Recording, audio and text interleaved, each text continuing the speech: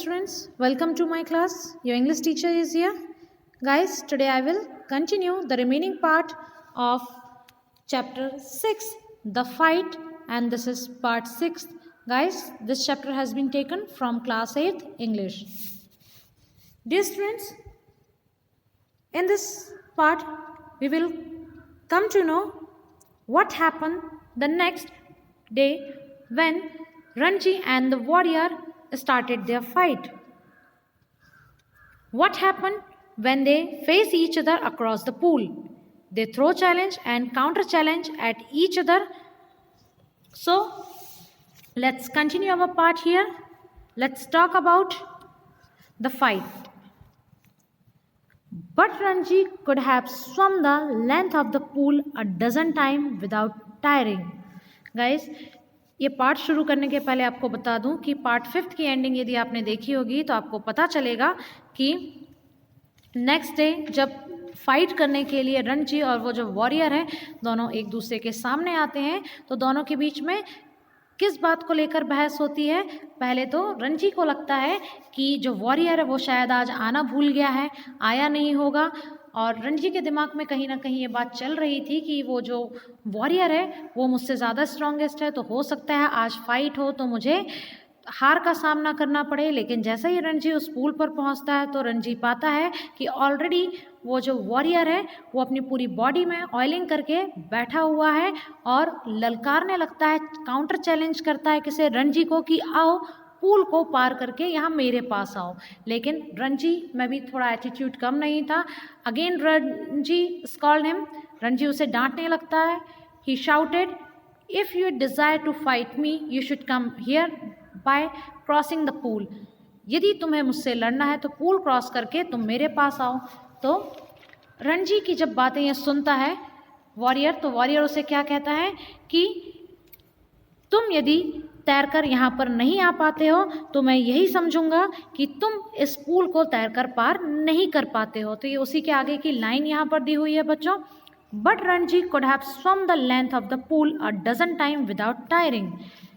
लेकिन रणजी बिना थके हुए इस पूल की लंबाई को 1 डजन, इट मीन्स 12 से 14 बार पार कर सकता था, वो भी बिना थके हुए। And here he would show the warrior his superiority, और अपनी इसी श्रेष्ठता को, अपनी इसी सुपीरियरिटी को साबित करने के लिए वो उस पूल में कूद जाता है।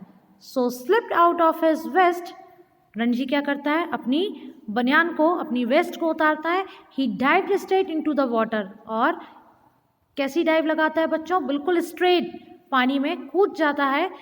Cutting through it like a knife, और तैरने की उसकी स्टाइल कैसी रहती है, जैसे कि चाकू की तरह उसने पानी को चीरा और बिना ऊपर की ओर हाथ फैलाए वो कहाँ आ गया, सतह पर आ गया। And surface with hardly a splash, बिना भी हाथ फैलाए हुए रणजी ने अपनी जो स्विमिंग स्किल है उसको डिस्प्ले करते हुए क्या किया, उसने जैसे ही डाइव लगाई तो ऐसा लगा जैसे उसकी डाइव का शेप ऐसे था कि किसी व्यक्ति ने, या किसी जो कोई अच्छा स्विमर होता है, तैराक होता है, उसने पानी में इस तरीके से डाइव लगाई कि जैसे कोई व्यक्ति पानी को चाकू से चीरते हुए ऊपर की ओर आ गया। The warriors mouth hung open in amazement, और रणजी की इस कुशलता को, इस टैलेंट को देखते हुए जो वॉरियर है उसका मुंह आश्चर्य से खुला का खुला रह गया। हो सकता है बच्चों कि रणजी ने जो अपनी स्विमिंग स्किल दिखाई थी, वॉरियर को इसके बारे में कुछ भी अता पता नहीं था। You can dive, he exclaimed, उसने रणजी से क्या पूछा, यू कैन डाइव, उसने आश्चर्य से पूछा, अरे तुम तो गोता भी लगा सकते हो। It is easy said Ranji, Ranji ने क्या कहा, अरे ये तो बहुत आसान है। Trading water waiting for the challenge, can't you dive. अब रणजी ने उसे क्या कहा कि ये तो बहुत आसान है, पानी को चीरते हुए और दूसरी चुनौती की प्रतीक्षा करते हुए रणजी बोला, क्या तुम डाइव नहीं कर सकते हो, कांट यू डाइव। मैंने तो डाइव कर लिया और तुम मुझसे जिस आश्चर्य के साथ पूछ रहे हो मुझे ऐसा लगता है कि तुम डाइव कर ही नहीं सकते। नो सेड द अदर, तो जो वॉरियर था उसने क्या कहा, अरे नहीं, मैं नहीं कर सकता। I jump straight in but if you will tell me how I will make a dive.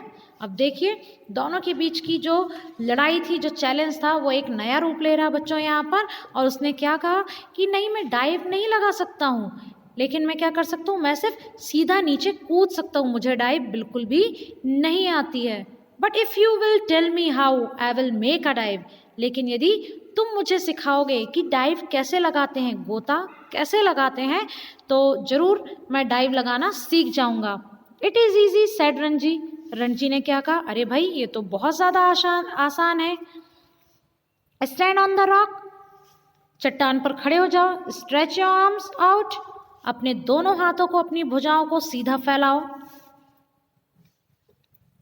And allow your head to displace your feet, और अपने हाथ फैलाओ और स्वयं को पानी में गिरा दो, अपने पैरों को जोड़कर रखो।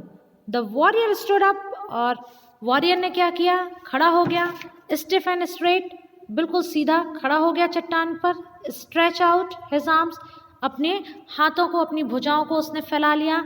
And through himself into the water, और अपने आप को पानी में फेंक दिया।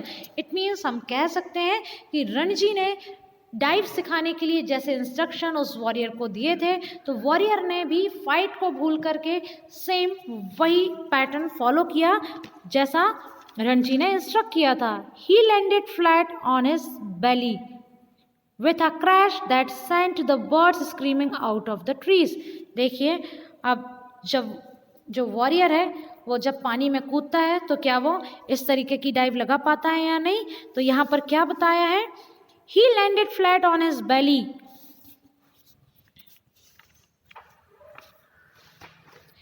जब वो जो योद्धा था अपने तन को सीधा करके खड़ा हो गया और अपने आप को जब उसने पानी में गिराया तो उसने डाइव नहीं लगाई बच्चों, ऐसा लगा जैसे वह अपने पेट के बल सीधे गिर गया हो। और एक ऐसा धमाका हुआ जिससे कि पेड़ों पर जो साल ट्री है जिसके नीचे ये वॉरियर बैठकर आराम कर रहा था, उसके पेड़ पर जितने भी पक्षी बैठे हुए थे, वॉरियर के गिरने की आवाज़ सुन करके सारे क्या होने लगे, उड़कर भाग गए। Ranji dissolve into the laughter, और ये सारी एक्टिविटीज़ देख करके रणजी जो है वो ज़ोर ज़ोर से हंसने लगा। देखिए बच्चों, यहाँ पर क्या आप आज के इनकी कन्वर्सेशन को सुनकर कह सकते हैं कि दोनों के बीच में कोई फाइट या कोई काउंटर चैलेंज होने वाला था? चलिए देखते हैं इनकी लड़ाई आगे कौन सा मोड़ लेती है। Let's turn the page. You trying to empty the pool, यहाँ पर वो क्या कह रहा है उससे, रणजी वॉरियर से, are you trying to empty the pool, अरे भाई क्या तुम इस पूरे पूल को, कुंड को खाली करना चाहते हो क्या?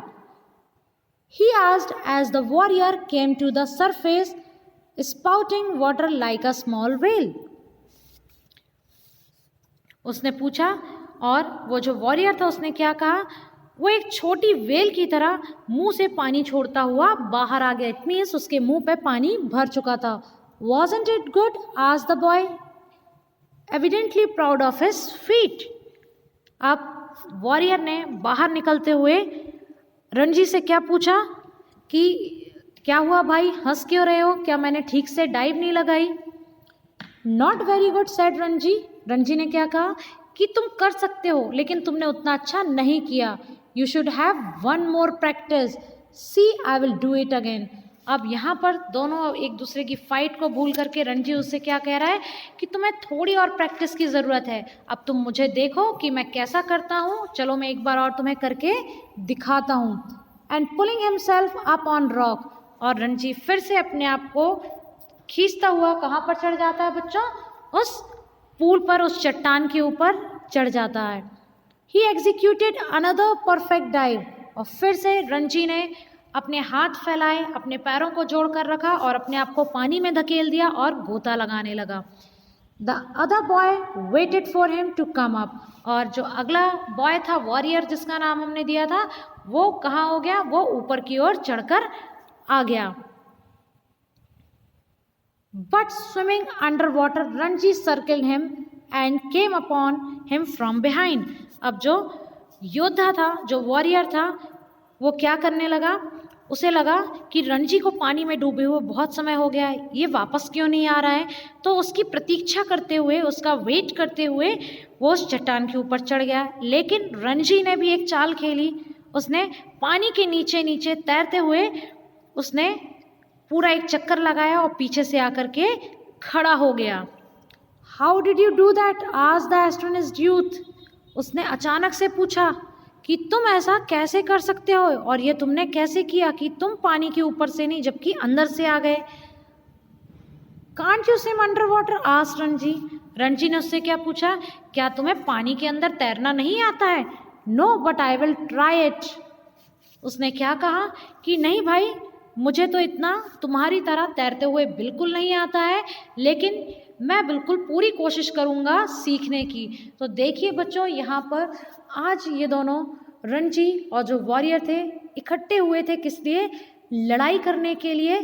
और लड़ाई भी उनकी इस बात की थी, हु ओन्स दिस पूल, इस पूल पर अधिकार किसका होगा, इस बात को लेकर लड़ाई आज वो कंटिन्यू करने वाले थे। लेकिन रणजी की डाइव को देखते हुए जो वॉरियर था उसने ऐसी आशा व्यक्त की कि उसे भी रणजी से कुछ स्विमिंग स्किल सीखनी है। और यहाँ पर दोनों अपनी फाइट को भूल करके एक दूसरे को हंसने हंसाने में लग गए और अपनी कुछ ट्रिक्स सिखाने के लिए लग गए।